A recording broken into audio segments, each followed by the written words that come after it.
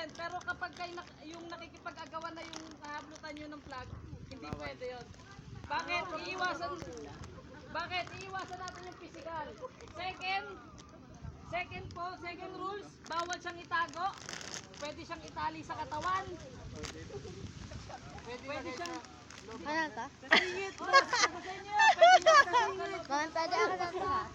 Kailangan nakikita po siya nung bawat grupo. Hindi siya pwedeng itago sa bag, sa kubo, ibaon sa lupa, hindi po siya pwede. So nasa sa inyo yun, per group, kung paano diskarte nyo. Then pwede mag-assign kayo ng dalawang tao kung sino yung hahawak nun para may sisisihin kayo kung pag kayo siya yung nawala. Yes. Ako. Huy! Wala pa! Ganito lang yun. Yung mga flag po na hawak nyo, halimbawa si Jean Rose nakuha niya yung flag ni Lorraine, automatic hahawakan nyo lang yun. Ano yung premyo niyan? Hindi po namin sasabihin sa inyo kung magkano, kung ano yung premyo niya. Oh my God, hausan lahat. Sa sakong buhangin, hindi mo mag-isa. Hausan lahat. No? Hey, makinig muna. Nasa sa inyo rin strategy nyo kung paano gagawin nyo makuha yung flag ng kalaban nyo. Pwede kung pupuntuin nyo kasi yung mga demonyo rito. Trade. Pwede rin trade. Mag-i-start tayo ngayon.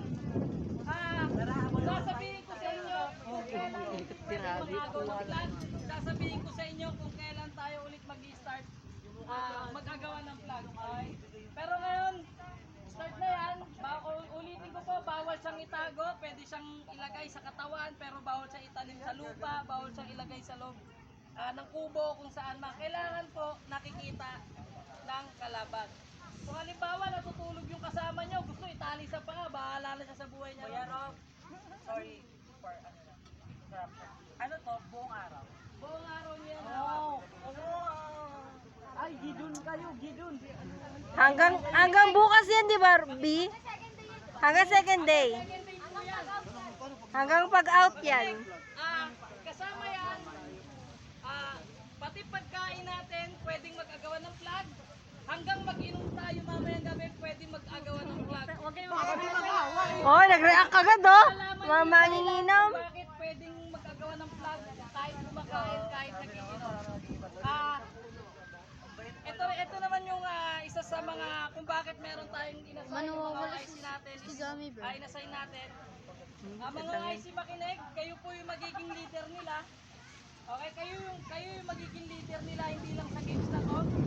Kasi magkakaroon ng task bawat team. Unang task, meron tayong food preparation. Pangalawang task, waste.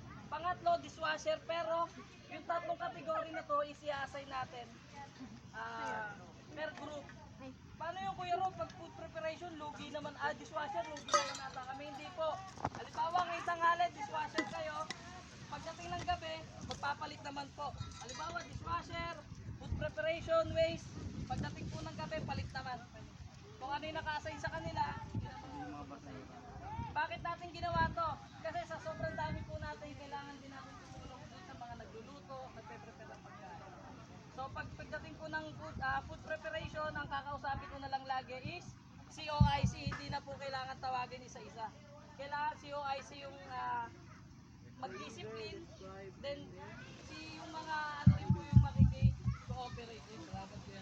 So ganun lang po yung team natin ngayon. So yung flag, pwede na kayo magagawa ngayon, pero yung ulit ko, kapag ginagawa nyo yung flag at nakikipag-agawan na kayo, kailangan nyo na pong bitawan para maiwasan din natin yung pikunan at masyadong physical. Iisip ko nga ba kung may isang party ng Ay, di pagtapo na lang sa dagat. Sawa ugali. Yun lang po. Tapos, ito pala. Pagdating po sa pagkain. Pagdating po sa pagkain, kailangan po nakalinya tayo per group. Bakit kailangan nakalinya per group? Based on experience nyo nung last outing, may mga kasama na hindi nakakain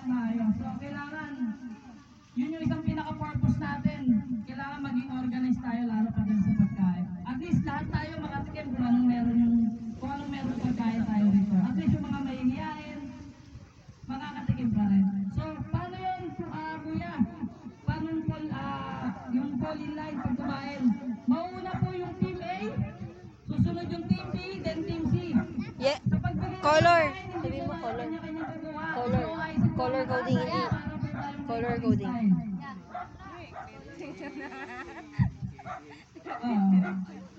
So yung inuulit ko po, Team A, sila Kuya Ernie, Team B, sila Rain.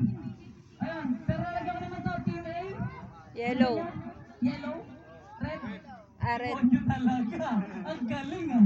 Red, tapos sa inyo, yellow, blue. Tapos sa inyo, Yellow. yellow. So yun lang po, mamaya pagkakain, kakausapin ko naman yung IC kung sino pipila na. Pero ngayon, dahil Branch. branch, yung mga babae po muna yung pakakainin natin, yung mga adults and yung mga kids. Pa-gentle dog muna tayo mga lalaki, ano?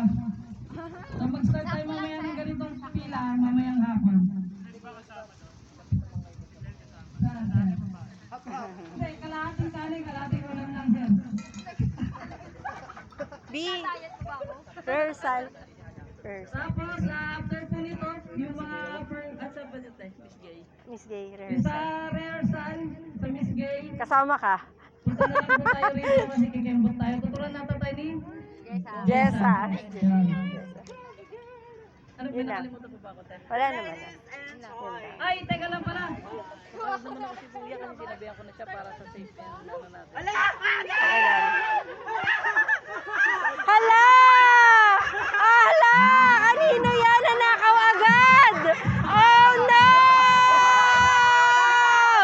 Oh no! Nanakaw agad! Pwedeng bumawi! Pwedeng bumawi, ha? Pwedeng bumawi! Ha? Pwedeng bumawi! Pwedeng bumawi! Maagaw niyo yan! Naagaw yung flag nyo, pwede nyo siya ulit kunin. Then kung kaya nyo agawin yung flag nyo, kasabay yung flag ng kalaban, mas maganda.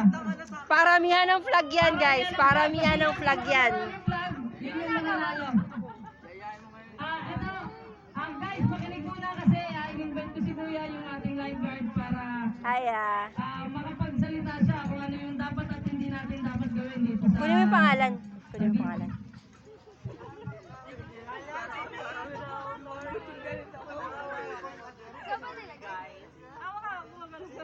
Hello. Guys, attention muna. Ito po si yung ating si Kuya, yung lifeguard, si Sir Ruben po. Nag-video ka ba? Parang Para sa... Oo nga, kanina ka pa eh. paalala Saan sa dyan mo kasi sinabi? Guys, listen. Hi, good afternoon, ya. Good afternoon. Parang mas maganda yung mic na maliit. Low ba tawag? Okay lang yan. lang po kayo sa paliligo, saka yung po mga bata, kung gusto maligo, tutulungan natin sa safety tayo. Kulang lang. Okay, thank you, ya. Dahil mag-check ko lang siguro, kailangan din si Kuya. Si lifeguard, Pwede, may hindi niya kausap pa, tayo may kausap pa. laging responsibilidad. Kailangan responsibilidad din natin yung sarili natin. Yung may mga dalang bata, kailangan responsibilidad din nila. Kumbaga si lifeguard is pangalawang magulang natin dito sa resort. Sila lang yung magpapaalala sa atin. So wag natin laging idepende sa kanya lahat ng mangyayari sa atin sa dagat. Okay ba yan? Okay. Okay ba yan? Yes! Yun lang. Di ba bawal itago? Bakit Nasa dede.